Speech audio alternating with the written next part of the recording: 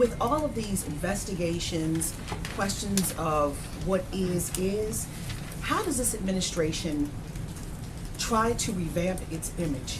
2.5 months in, you've got this Yates story today. You've got other things going on. You've got Russia. You've got wiretap, and you've got. No, we don't have that. I know. On Capitol Hill. No, I get it, but you keep. I've said it from the day that I got here until whatever, that there is no connection. You've got Russia. If the president puts Russian salad dressing on his salad tonight, somehow that's a Russian connection. But every single person, no, that's, I appreciate your agenda here, but the reality is, no, hold on.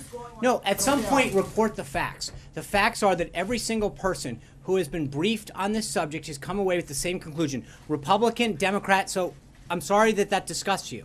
You're shaking your head. I appreciate it, but understand this, that at some point the facts are what they are. And every single person who has been briefed on this situation with respect to the situation with Russia, Republican, Democrat, Obama appointee, career, have all come to the same conclusion. At some point, April, you're going to have to take no for an answer with respect to whether or not there was collusion. How do you change the perception of we're going to keep doing everything we're doing to make sure that what the president told the American people he was going to do, to fulfill those pledges and promises that he made, to bring back jobs, to grow the economy, to keep our nation safe. That's what he's been focused on since day one. We're going to keep focusing on that every single day. Comes Friday. Condi Rice did not support this president. She did not go to the convention. She comes. What is on the agenda, and how is their relationship? Has it healed since 2006 when he used a very negative word to describe? Here's what I'll tell you. It's interesting that you ask those two questions back to back. On the one hand, you're saying, what are we doing to improve our image? And then here he is once again meeting somebody that hasn't been a big supporter of his. Hold on.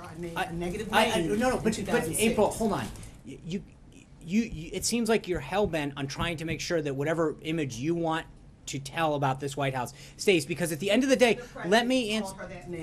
Okay, but you know what? You're asking me a question, and I'm going to answer it, which is the president. I'm sorry. Please stop shaking your head again. But at some point, the reality is that this president continues to reach out to individuals who've supported him, who didn't support him, Republicans, Democrats, to try to bring the country together and move forward on an agenda that's going to help every American. That's it, plain and simple. So if you're asking what we're doing, I think we continue to do it, which is to bring groups together that have been supportive of him, that haven't been supportive of him, but to share a goal, which is finding common ground on areas of national security, of personal security, of economic security, of job creation, of safer communities, of education, of health care, that can unite us as a country and make the country stronger. Was it about Russia and Tillerson Friday? I think I'm not ready to when we're done with that, we'll see if we can have a readout. I understand that. We're not at Friday yet. I will have a readout when that's done. Cecilia. Thank you. A couple things on the Yates thing. So how and when exactly did the White House encourage her to testify?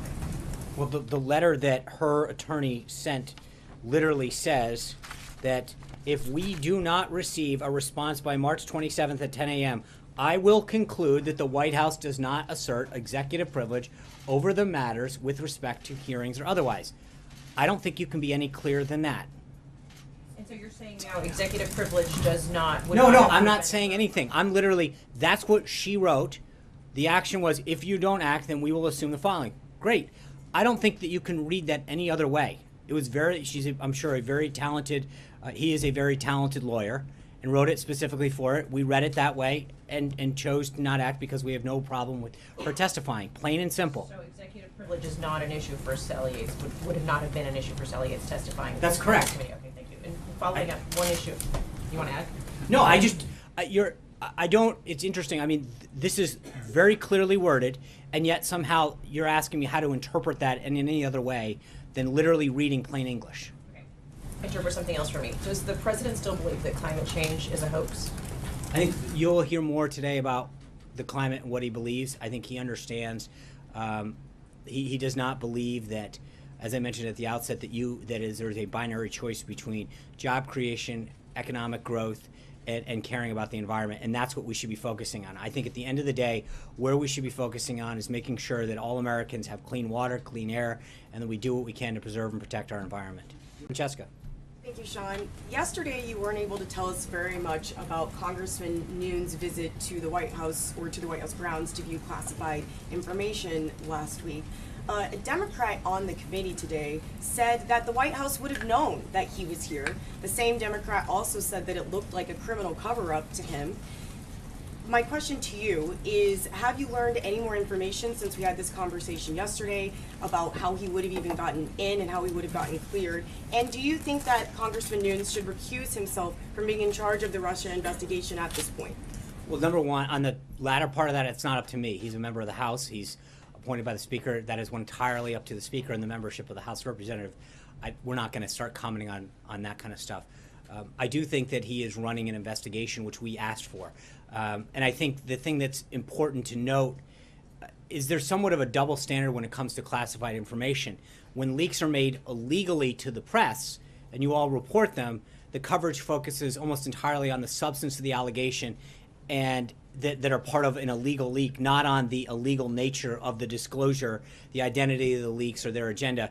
But when the information that is occurring now, which is 2 individuals who are properly cleared, or 3, or whoever he met with, I don't know, that they are sharing stuff that is entirely legal with the appropriate clearances, and then there's an obsession on the process.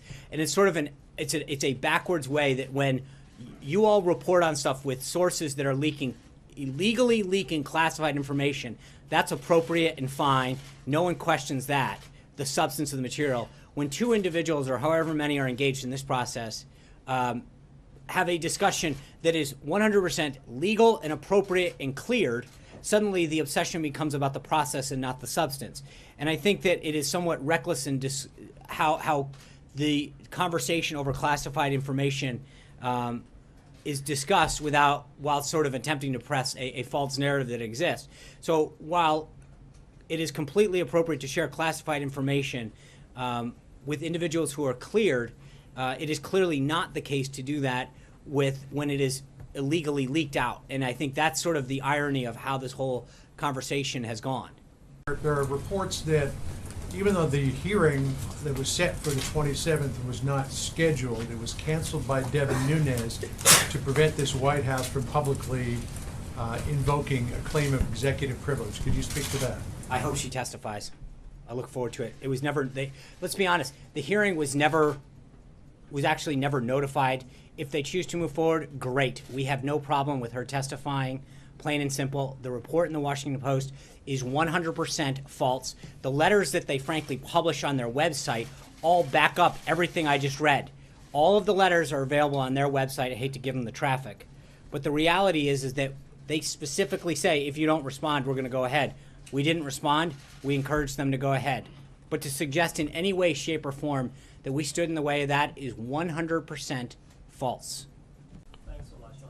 Just following up on your statement in regards to the Washington Post story that you say is false. Did the White House counsel office ever consider invoking privilege as it relates to Sally Yates testifying before this congressional committee? No.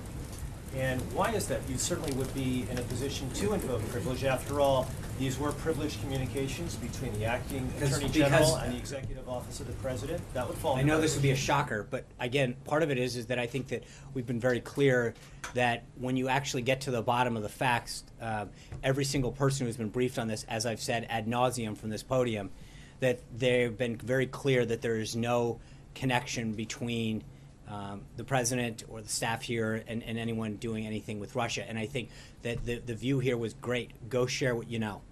So, no, and that's why the Washington Post should be ashamed of how it handled this story. It was 100% false. The letters that they actually published back up exactly what we're saying.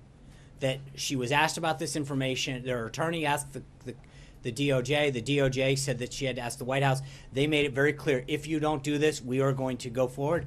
We had no objection to her going forward.